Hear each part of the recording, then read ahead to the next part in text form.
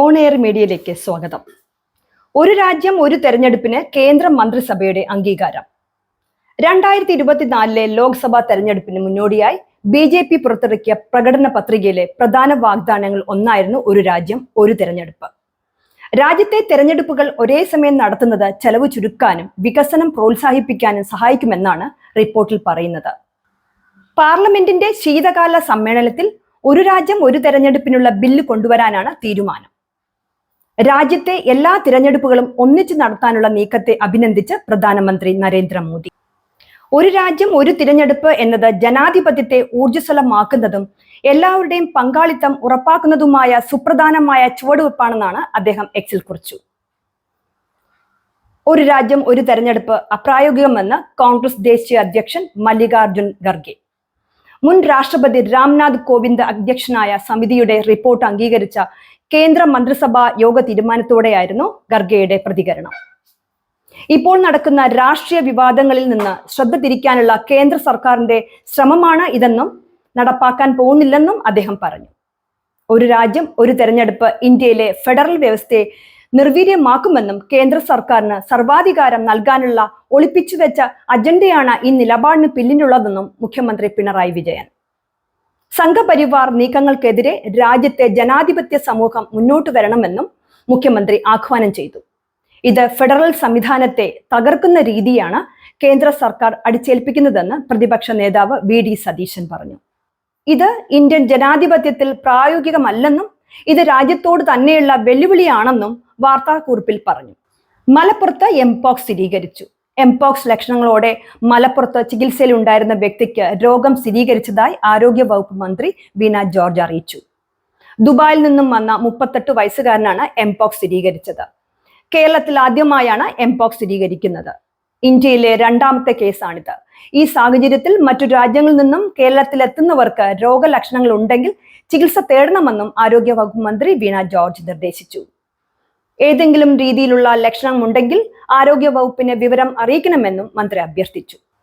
സംസ്ഥാനത്ത് എംപോക്സ് സ്ഥിരീകരിച്ച സാഹചര്യത്തിൽ ജാഗ്രത പാലിക്കണമെന്ന നിർദ്ദേശം. ആരംഭത്തിൽ മൃഗങ്ങളിൽ നിന്ന് മനുഷ്യരിലേക്ക് പകരുന്ന ഒരു ജന്തുജന്യ രോഗമായിരുന്നു എംപോക്സ്. എന്നാൽ ഇപ്പോൾ മനുഷ്യരിൽ നിന്നും മനുഷ്യരിലേക്ക് നേരിട്ട് പകരുന്ന രോഗമാണിത്. തീവ്രത കുറവാണെങ്കിലും 1980 ലോകമെമ്പാടും ഉന്മൂലനം ചെയ്യപ്പെട്ടതായി പ്രഖ്യാപിക്കപ്പെട്ട ഓർത്തോപോക്സ് വൈറസ് അണുബാധയായ വസൂരിയുടെ ലക്ഷണങ്ങളുമായി എംപോക്സ് ലക്ഷണങ്ങൾക്ക് സാദൃശ്യമുണ്ട്. കോവിഡോ H1N1 ഇൻഫ്ലുവൻസയോ പോലെ വായുവിലൂടെ പകരുന്ന ഒരു രോഗമല്ല എംപോക്സ്. രോഗം ബാധിച്ച വ്യക്തിയുമായി മുഖാമുഖം വരിക, നേരിട്ട് തൊലിപ്പുറത്ത് സ്പർശിക്കുക, ലൈംഗിക ബന്ധം, കിടക്ക, വസ്ത്രം എന്നിവ സ്പർശിക്കുക, സുരക്ഷാ മാനദണ്ഡങ്ങൾ പാലിക്കാതിരിക്കുക തുടങ്ങിയവയിലൂടെ രോഗസാധ്യത വളരെയേറെയാണ്. പനി, തീവ്രമായ തലവേദന, കടലവീക്കം, നടുവേദന, പേശിവേദന, ഊർജ്ജക്കുറവ് എന്നിവയാണ് പ്രാരംഭ ലക്ഷണങ്ങൾ. പനി തുടങ്ങി ഒരാഴ്ചയ്ക്കുള്ളിൽ ദേഹത്ത് കുമിളകളും ചുവന്ന പാടുകളും പ്രത്യക്ഷപ്പെടാൻ തുടങ്ങും. മുഖത്തും കൈകാലുകളിലുമാണ് കൂടുതലും കുമിളകൾ കാണപ്പെടുന്നത്. ഇതിനും പുറമെ കൈപ്പത്തി, ജനനേന്ദ്രിയം, കണ്ണുകൾ എന്നീ ശരീരഭാഗങ്ങളിലും ഇവ കാണപ്പെടുന്നു. അസുഖബാധിതരായ ആളുകളുമായി നിഷ്കർഷിച്ചിട്ടുള്ള സുരക്ഷാ മാർഗങ്ങൾ അവലംബിക്കാതെ അടുത്തിടപഴകുന്ന ആൾക്കാർക്കാണ് എംപോക്സ് ഉണ്ടാവുക. വൈറസ് ബാധയുണ്ടെന്ന് സംശയിക്കുന്നതോ സ്ഥിരീകരിച്ചതോ ആയ രോഗികളെ പരിചരിക്കുന്ന ആരോഗ്യ പ്രവർത്തകരും രോഗബാധിതരുടെ സ്രവങ്ങൾ കൈകാര്യം ചെയ്യുന്നവരും രോഗപകർച്ച ഒഴിവാക്കുന്നതിനായി നിർബന്ധമായി നിർദ്ദേശിച്ചുള്ള അണുബാധ നിയന്ത്രണ മുൻകരുതലുകൾ സ്വീകരിക്കണം. ഇന്നലെ പുറത്തുവന്ന 10 പേരുടെ നിപ്പ പരിശോധനാ ഫലങ്ങൾ നെഗറ്റീവായതായി ആരോഗ്യ വകുപ്പ് മന്ത്രി വീണ ജോർജ്. മരിച്ച യുവാവിന്റെ കൂടെ ആശുപത്രിയിൽ നിന്ന മാതാവ് അടക്കമുള്ള അടുത്ത ബന്ധുക്കളും ചികിത്സ ചെയ്ത ഡോക്ടറും ഉൾപ്പെടെയുള്ളവരാണ് ഇന്നലെ നെഗറ്റീവായത്. ഇതോടെ ആകെ 26 പേരുടെ പരിശോധനാ ഫലം നെഗറ്റീവായി. സംസ്ഥാനത്ത് സാമ്പത്തിക പ്രതിസന്ധി അതിരൂക്ഷമായി. ട്രഷറിയിൽ കടുത്ത നിയന്ത്രണം ഏർപ്പെടുത്തി സർക്കാർ. 5 ലക്ഷം രൂപയിലധികമുള്ള ബില്ലുകൾ മാറി നൽകില്ല. നേരത്തെ 25 ലക്ഷമായിരുന്നു പരിധി. തദ്ദേശ സ്ഥാപനങ്ങളെയും കരാറുകാരെയും നിയന്ത്രണം ബാധിക്കും. വിവിധ വകുപ്പുകളിലെ ആനുകൂല്യങ്ങളുടെ വിതരണത്തിലും കാലതാമസമുണ്ടാകും. ലിഫ്റ്റ് തകരാറായതിനെ തുടർന്ന് പത്തനംതിട്ട ജനറൽ ആശുപത്രിയിൽ രോഗികളെ ചുമന്ന് താഴെ ഇറക്കേണ്ടി വന്ന സാഹചര്യത്തെക്കുറിച്ച് വിശദമായ അന്വേഷണം നടത്തണമെന്ന് മനുഷ്യാവകാശ കമ്മീഷൻ. പത്തനംതിട്ട ജില്ലാ മെഡിക്കൽ ഓഫീസർക്ക് കമ്മീഷൻ അംഗം VK ബീനാകുമാരി നിർദ്ദേശം നൽകി. മാധ്യമ വാർത്തകളുടെ അടിസ്ഥാനത്തിൽ കമ്മീഷൻ സ്വമേധയായി രജിസ്റ്റർ ചെയ്ത കേസിലാണ് നടപടി. ചരിത്ര പ്രസിദ്ധമായ ആറന്മുള ഊത്രട്ടാതി ജലമേളയിൽ കോയിപ്രവും കോറ്റാത്തൂരും കൈതക്കൊടി പള്ളിയോടവും ജേതാക്കൾ. എ ബാച്ചിൽ കോയിപ്രവും ബി ബാച്ചിൽ കോറ്റാത്തൂര് കൈതക്കോടിയും മന്നൻ ട്രോഫി നേടി. എ ബി ബാച്ചുകളിലായി 49 വള്ളങ്ങൾ മത്സരത്തിലിറങ്ങി. 51 പള്ളിയോടങ്ങളിൽ ജലഘോഷയാത്രകളും പങ്കെടുത്തു. നെഹ്റു ട്രോഫി മാതൃകയിലാണ് ഇക്കുറി വള്ളംകളി നടന്നത്. ജലമേളയ്ക്ക് പകിട്ടേകി നേവിയുടെ അഭ്യാസ പ്രകടനവും കലാരൂപങ്ങളും ദൃശ്യാവിഷ്കാരവും പമ്പയാറ്റിൽ നടന്നു. ഏരീസ് കൊല്ലം സെയിലേഴ്സ് പ്രഥമ കേരള ക്രിക്കറ്റ് ലീഗ് കിരീടം സ്വന്തമാക്കി. ഫൈനലിൽ കാലിക്കറ്റ് ഗ്ലോബ് സ്റ്റാർസിനെ 6 വിക്കറ്റിന് പരാജയപ്പെടുത്തിയാണ് കൊല്ലം കിരീടം സ്വന്തമാക്കിയത്.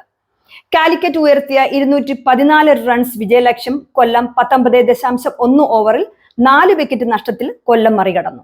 54 പന്തിൽ നിന്ന് പുറത്താകാതെ 105 റൺസ് എടുത്ത ക്യാപ്റ്റൻ സച്ചിൻ ബേബിയുടെ ഇന്നിംഗ്സാണ് കൊല്ലത്തിന് വമ്പൻ ജയം സമ്മാനിച്ചത്. ലെബനനിൽ ഇന്നലെയും ഹിസ്ബുള്ള ശക്തി കേന്ദ്രങ്ങളിൽ സ്ഫോടന പരമ്പരകൾ. ചൊവ്വാഴ്ച പൊട്ടിത്തെറിച്ചത് 3000ഓളം പേജറുകൾ എങ്കിൽ ഇന്നലെ പൊട്ടിത്തെറിച്ചത് വാക്കി ടോക്കികളും പോക്കറ്റ് റേഡിയോകളുമാണ്. ഇന്നലത്തെ സ്ഫോടനങ്ങളിൽ 9 പേര് കൊല്ലപ്പെടുകയും 300ഓളം പേർക്ക് പരിക്കേൽക്കുകയും ചെയ്തു. പേജറുകൾ പൊട്ടിത്തെറിച്ച് 9 പേര് കൊല്ലപ്പെടുകയും 2800ഓളം പേർക്ക് പരിക്കേൽക്കുകയും ചെയ്തിരുന്നു. ചൊവ്വാഴ്ചത്തെ സ്ഫോടനങ്ങളിൽ കൊല്ലപ്പെട്ടവരുടെ സംസ്കാര ചടങ്ങിലും ഇന്നലെ പൊട്ടിത്തെറികൾ ഉണ്ടായി. പരിക്കേറ്റവരുമായി ആംബുലൻസുകളിൽ ചീറിപ്പായുന്ന ദൃശ്യമാണ് ഇപ്പോൾ ലെബനോനിൽ എല്ലായിടത്തും കാണാൻ കഴിയുന്നത്. 2ാം ദിവസവും രാജ്യമെങ്ങും സ്ഫോടന പരമ്പര ആവർത്തിച്ചതോടെ ജനങ്ങൾ ഭയചകിതരാണെന്നും പലയിടത്തും ആളുകൾ പേടി കാരണം മൊബൈൽ ഫോണുകൾ എറിഞ്ഞു കളയുന്നതായും റിപ്പോർട്ടുകളുണ്ട്. റഷ്യയുടെ തലസ്ഥാന നഗരമായ മോസ്കോയിൽ ഉക്രൈന്റെ ഡ്രോൺ ആക്രമണത്തിൽ ഒരു സ്ത്രീ കൊല്ലപ്പെടുകയും നിരവധി വീടുകളും കെട്ടിടങ്ങളും തകരുകയും ചെയ്തു. അതേസമയം ഉക്രൈന്റെ ഡ്രോണുകൾ ഉപയോഗിച്ചുള്ള ആക്രമണത്തെ ഫലപ്രദമായി പ്രതിരോധിക്കാൻ കഴിഞ്ഞെന്ന് റഷ്യ അവകാശപ്പെട്ടു.